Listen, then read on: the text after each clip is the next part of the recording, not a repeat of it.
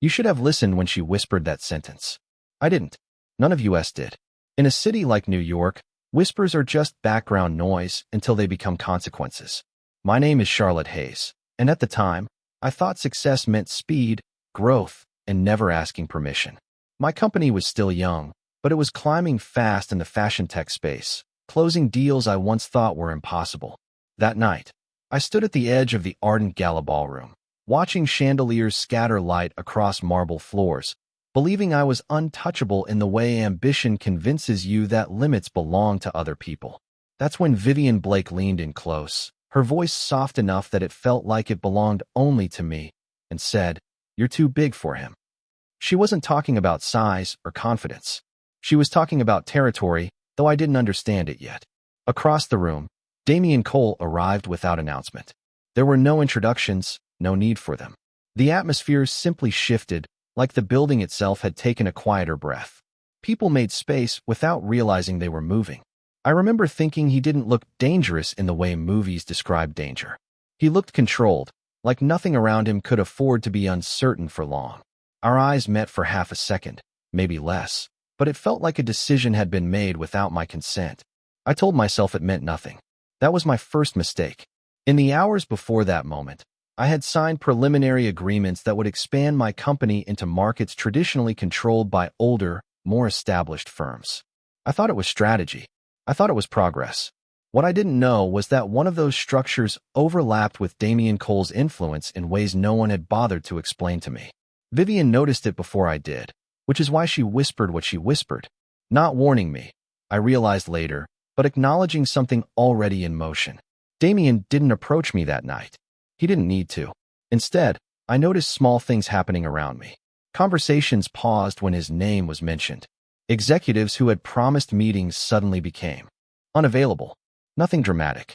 Nothing visible enough to accuse. Just shifts. Subtle. Precise. Like the world adjusting its alignment around a weight it couldn't ignore. I should have left when I first felt that change. Instead, I stayed, convinced I was simply witnessing how powerful people coexist in the same space. I didn't realize yet that coexistence was not the same as permission. And somewhere in that misunderstanding, my entire future was already being rewritten without a single word spoken directly to me. The next morning did not begin with noise or confrontation. It began with silence that felt too intentional to be normal. I remember sitting in my office on the 42nd floor overlooking Manhattan, a city that usually felt alive even before sunrise. But that day, everything felt paused, as if the rhythm of movement had been adjusted without my permission. My assistant knocked once before entering, her expression already telling me something was wrong before she spoke. Two of our largest investors had withdrawn their commitments overnight. No warning. No explanation, just formal notifications that felt too clean to be emotional.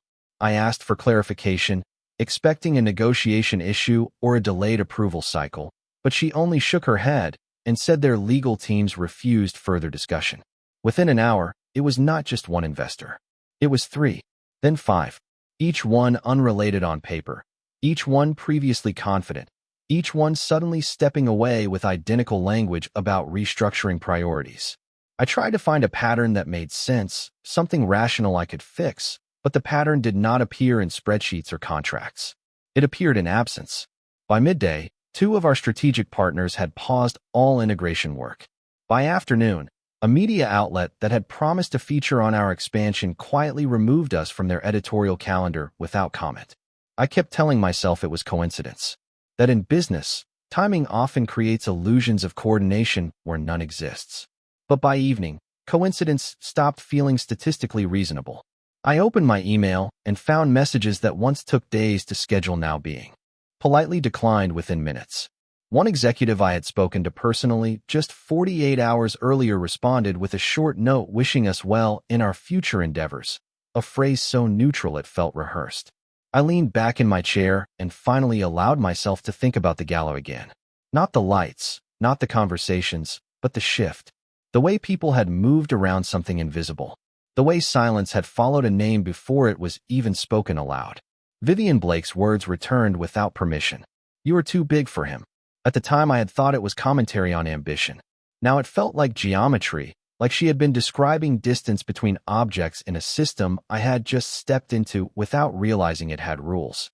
I asked my team to trace the withdrawals, to map connections, to find anything that would explain the synchronized hesitation spreading through our growth like a quiet correction.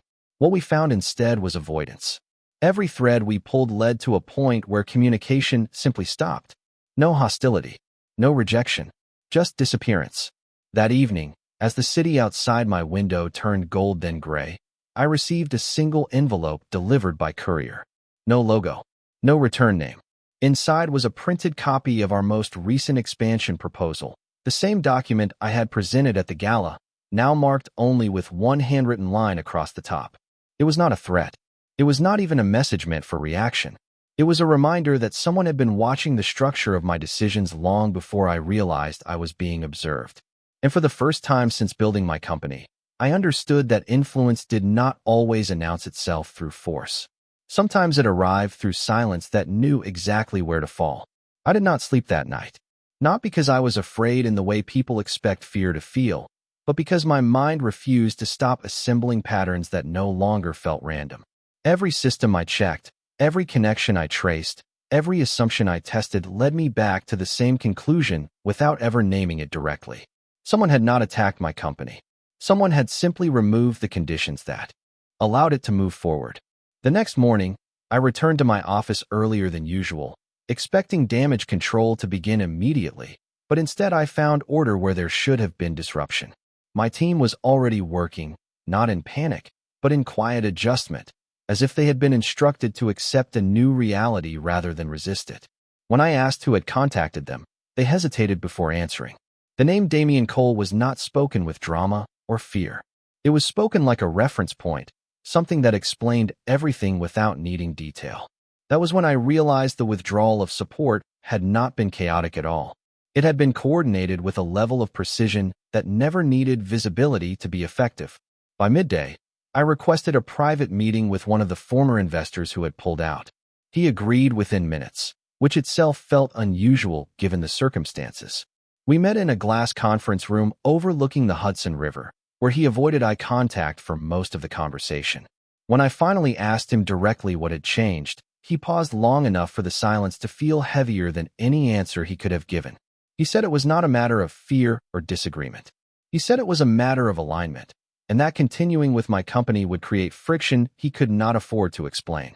When I pressed further, he only added that some structures in the city were older than companies, older than markets, and that stepping across them without understanding the boundaries came with consequences that did not announce themselves in advance. He did not mention Damian Cole directly, but he did not need to. By the time I returned to my office, the envelope from the previous night was still on my desk, untouched. I opened it again, studying the single handwritten line more carefully, trying to convince myself it was not what it already felt like. Not a threat, not a warning, a correction. As evening approached, I received a call from Vivian Blake. Her voice was calmer than before, almost detached, as if she had been expecting this outcome from the beginning. She asked if I understood yet. I told her I understood, that my company was being isolated.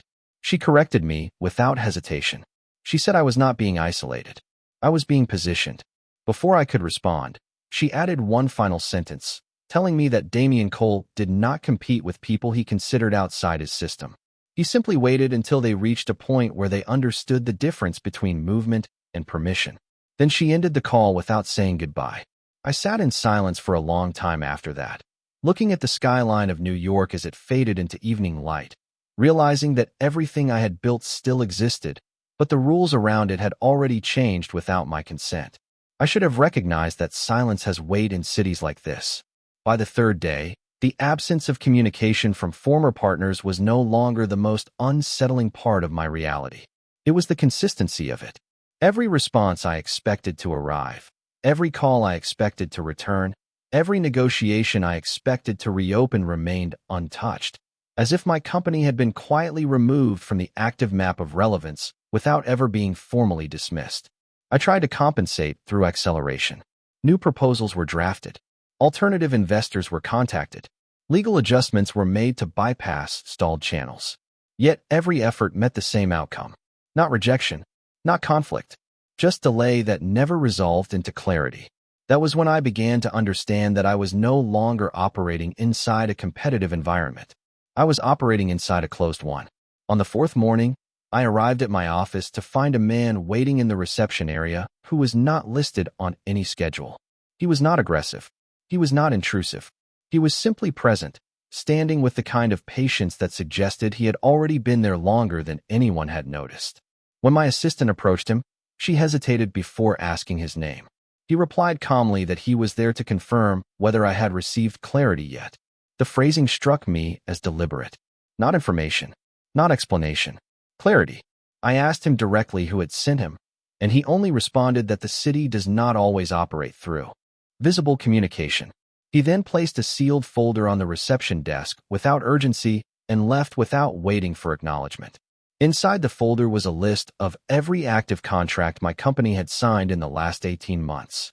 Each one was intact, but each one now carried a quiet annotation in the margins referencing structural dependencies I had never been informed of. No threats were written. No names were highlighted. Yet every line pointed toward a single invisible center of influence that did not need to announce itself to be understood. Later that day, my legal advisor called me and asked if I had knowingly entered agreements that intersected with private holding structures outside standard disclosure channels. When I told him I had not, there was a pause long enough for me to feel the shift in his confidence. He advised me to slow operations immediately, not because of risk in the traditional sense, but because continuing at current speed without full structural awareness could lead to irreversible entanglement. When I asked him to clarify what he meant by structural awareness, he avoided the question. That evening, I returned to my office after everyone had left. The city lights outside the window looked unchanged, but everything inside my world felt reclassified. I opened my laptop and searched every reference point I could find related to Damian Cole, expecting to find something that explained the boundaries I had unknowingly crossed. What I found instead were gaps. Records that should have existed but did not. Transactions that were complete but not traceable in full. Partnerships that ended without explanation. Each absence felt intentional, not missing data but controlled silence. As midnight approached, my phone lit up with a single message from an unknown number. It contained no greeting and no introduction. Only a single sentence stating that understanding does not always come from discovery. Sometimes it comes from recognition of limits already in place. I did not reply. Instead, I sat in the quiet of my office, looking out over a city that no longer felt unfamiliar, but felt reorganized, as if I had been moved within it without ever leaving my seat. I did not realize how quickly silence could turn into structure until the morning everything stopped feeling like resistance and started feeling like instruction. There was no dramatic shift, no sudden collapse, only a quiet recalibration of every system around my company that now seemed to respond to a rhythm I could not hear. By the fifth day, my calendar had emptied itself without cancellation emails, as if every appointment had simply decided it no longer belonged to me. My team still showed up, still worked, still tried to maintain normal operations, but even they had begun speaking in lowered voices, as if volume itself might attract attention from something they could not define. I spent most of that morning reviewing reports that no longer changed outcomes. Numbers still moved, but direction felt irrelevant. Then, just after noon, my assistant informed me that a private request had been made for a meeting. There was no company name attached, no formal agenda, only a single confirmation line that the meeting location had already been arranged. When I asked who had requested it, she hesitated long enough for me to already know the answer before she spoke it. Damian Cole. The name no longer felt like a person. It felt like a boundary being acknowledged. The meeting was scheduled for exactly 6 in the evening at a private floor in a building I had passed hundreds of times, but never entered. I arrived early, expecting nothing and everything at the same time. The elevator ride up was silent except for the steady movement of numbers climbing higher, each floor removing me further from the version of reality I had been trying to maintain. When the doors opened, I stepped into a space that was not decorated in any way that suggested ownership.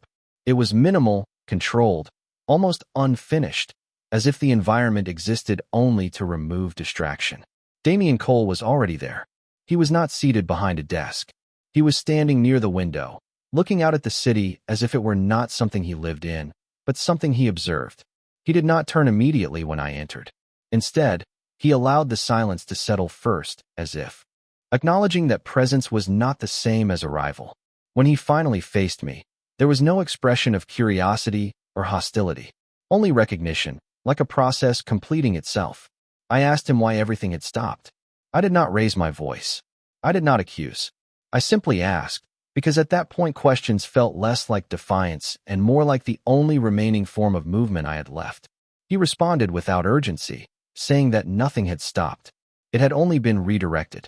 He explained it as if explaining weather patterns, not human decisions. He said my company had grown into a space that intersected with systems older than its design, and that those systems did not compete. They adjusted. I told him I never agreed to be adjusted. That was the first moment he looked directly at me without distance. He said agreement was never the mechanism that mattered. Awareness was.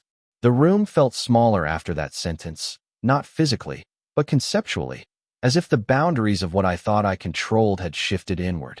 I asked him what he wanted. He paused for the first time, just long enough for the silence to feel intentional rather than natural. Then he said he wanted clarity to replace confusion, because confusion created instability, and instability created unnecessary noise. I told him I was not noise. He studied me for a moment that felt longer than it should have, then said that was not the question.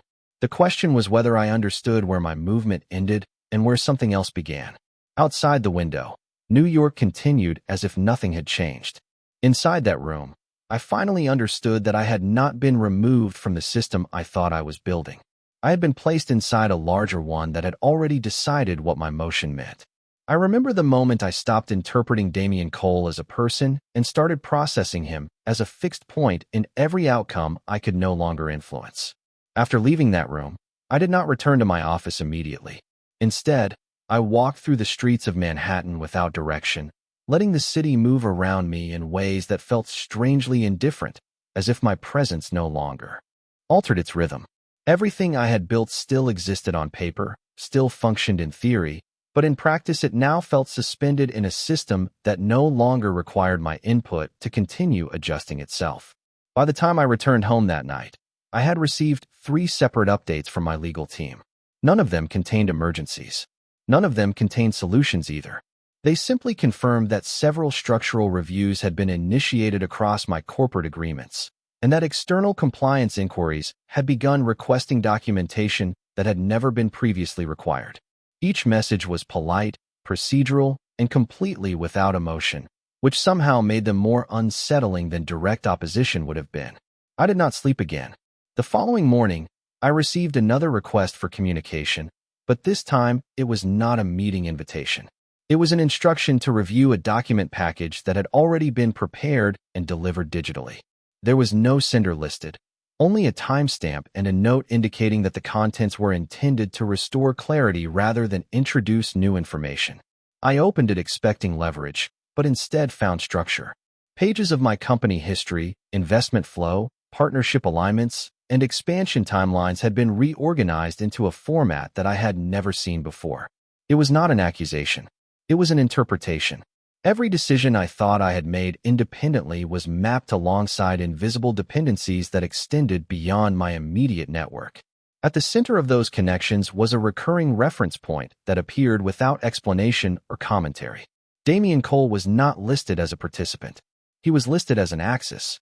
Later that afternoon, I met with Vivian Blake again, this time in a quiet cafe far from the business district. She arrived without urgency, as if time itself had become less relevant to her than it had to me. When I showed her the document, she did not react with surprise. She only confirmed what I was beginning to understand. She told me that what I was seeing was not intervention, but acknowledgement. I asked her what that meant. She explained that certain structures in the city do not expand through competition, but through recognition of boundaries that already exist. She said Damian Cole did not take control in the way most people understood control. He simply ensured that movement occurred within parameters that were already defined long before anyone noticed them.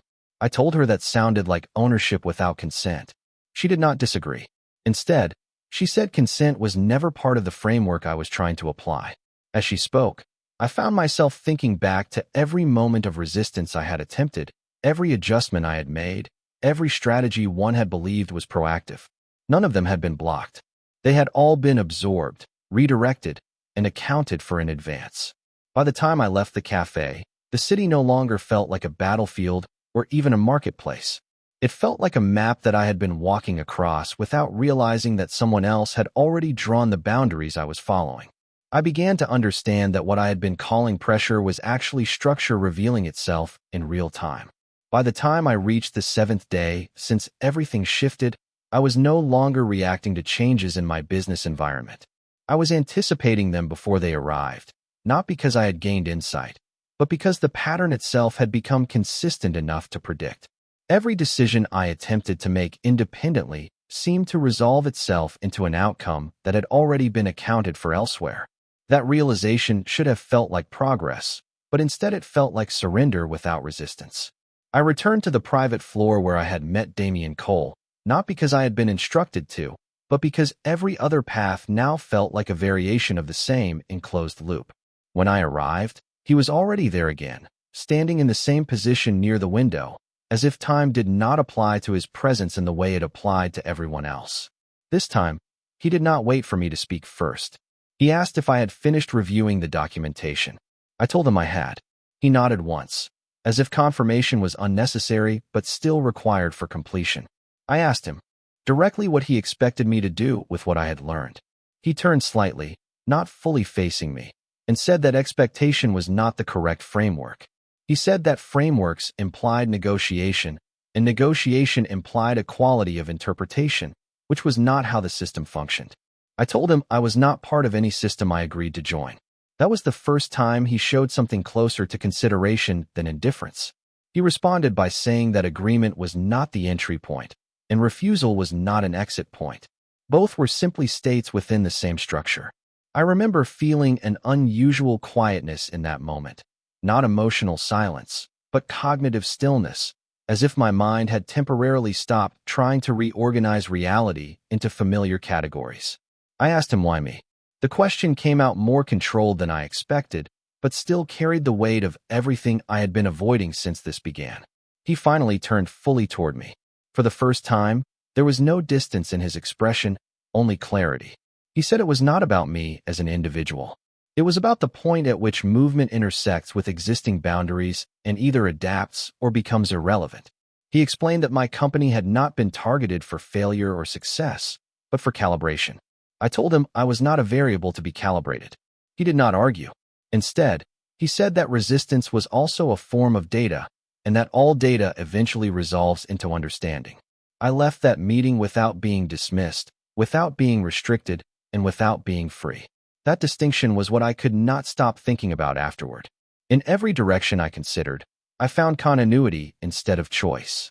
And for the first time since building my company, I began to suspect that the most powerful constraint was not what stopped me from moving, but what ensured that every movement still remained inside the same invisible design. I understood the final shift not as a collapse, but as a redefinition of perspective itself. After the last meeting, I stopped measuring events by whether they helped or harmed my company, because that language no longer described what was happening. Instead, I began to notice how consistently every outcome aligned, even when it appeared chaotic on the surface. My calendar filled again, my investors slowly returned, and previously silent partners resumed communication, but none of it felt like recovery. It felt like reintegration into a system that had temporarily paused my access to it. I requested one final meeting with Damian Cole, not because I believed I could change anything, but because I needed to understand the shape of the framework I had been placed inside. He agreed without delay. When I arrived, the room felt unchanged, yet my perception of it was entirely different. The same window, the same quiet structure, the same controlled absence of unnecessary detail, but now I could see it not as minimalism, but as precision. Damian was already there, as always, positioned near the glass as if observation was his natural state. I did not wait for him to speak first this time. I told him that I no longer believed I was being restricted. I believed I was being contextualized. He looked at me for a long moment, then nodded slightly, as if that was the closest thing to approval he would ever offer. I asked him what the end of this process looked like, not in terms of success or failure, but in terms of exit. He turned fully toward me and said there was no exit because there was no enclosure, only alignment. He explained that what I had been experiencing was not control in the way people usually understood it, but correction of trajectory when independent movement conflicted with existing equilibrium. I told him that from my perspective, equilibrium and control felt identical. He did not disagree. Instead, he said that perception and structure often differ only in whether one has visibility of the system they are inside. I asked him if he had ever considered what it felt like to be the one inside the system rather than defining it. For the first time, his expression shifted in a way that suggested consideration rather than calculation. He said that every system contains participants, and every participant eventually becomes aware of the boundaries that shape their motion. I realized then that what had disturbed me from the beginning was not his power, but the absence of visible effort behind it. There were no displays, no declarations, no moments of visible dominance. Only outcomes that consistently arrived without explanation. I asked him if he ever made mistakes. He said mistakes were defined by systems that lacked full information. I told him that sounded like a way of never being wrong. He did not respond immediately. Instead, he returned his attention to the city outside the window, where thousands of independent decisions were unfolding without awareness of each other. Then he said something that stayed with me more than anything else. He said independence was not the absence of structure, but the illusion of it. After I left that room, nothing external in my life changed dramatically. My company continued to operate. My decisions continued to matter within their scope, and my position in the market remained stable. But internally, the framework had shifted. I no longer saw Damian Cole as an opponent, or a force, or even a person acting against me. I saw him as a reference point around which motion was already organized. And for the first time, I understood that the most important decision I had ever made was not whether to resist or comply, but whether to recognize that I had been moving within a system long before I ever believed I was the one designing it. I stopped trying to measure freedom after that final realization, because the word itself no longer applied in the way I had always assumed. Freedom implied an outside, a space beyond structure, but everything I had experienced now pointed to the absence of anything truly outside the system I had been moving through. Days passed without disruption, yet nothing felt the same. My company stabilized, then expanded again, not through sudden growth, but through restored alignment with partners who had once withdrawn. Each return felt less like recovery and more like correction completing itself. I no longer asked who had caused the initial withdrawal or the quiet reentry of influence. Instead, I began to observe the consistency of outcomes as the only language that mattered. One afternoon, I received a final invitation to meet Damian Cole. There was no urgency attached to it, no implication of consequence, only acknowledgement that understanding had reached its natural next step. I arrived at the same building, moved through the same elevator, and entered the same controlled silence I had come to recognize as intentional rather than empty. He was already there, as always, positioned near the window where the city unfolded beneath us like a system in constant motion. This time, I did not ask him what he wanted. I told him I understood what I had been unable to see before, that what I interpreted as restriction was actually integration into a structure that had existed long before my entry into it. He did not correct me. He only said that understanding was not conclusion, but adaptation. I asked him what happened next, expecting some form of definition, some boundary I could finally identify as final. Instead, he said there was no next in the way I was imagining it. Only continuation within awareness of scale. He explained that most people believe they are building systems when they are actually entering them, adjusting within parameters they did not design, but are capable of learning to recognize. I told him that recognition still felt like loss of control. He responded that control was never removed, only redefined by scope. I stood there for a long moment, looking out at the same city I had once believed I was competing within, and realized I no longer saw competition at all. I saw a layered structure, invisible coordination, outcomes shaped by alignment rather than resistance. For the first time, I did not feel opposition when I thought of him. I felt context. Not dominance, not submission, but positioning within something larger than individual intent. When I finally turned to leave, he did not stop me. There was no final statement, No declaration, no closure. Only continuity. And as I stepped back into the elevator, descending toward the streets that once felt like a battlefield of ambition, I understood that nothing had been taken from me in the way I once believed. Instead, I had been moved into awareness of scale, where every decision still belonged to me, but none of them existed in isolation anymore. The city outside remained unchanged, but my place within it no longer required struggle to define. It only required recognition that I had never been outside the structure I now finally understood I had always been part of.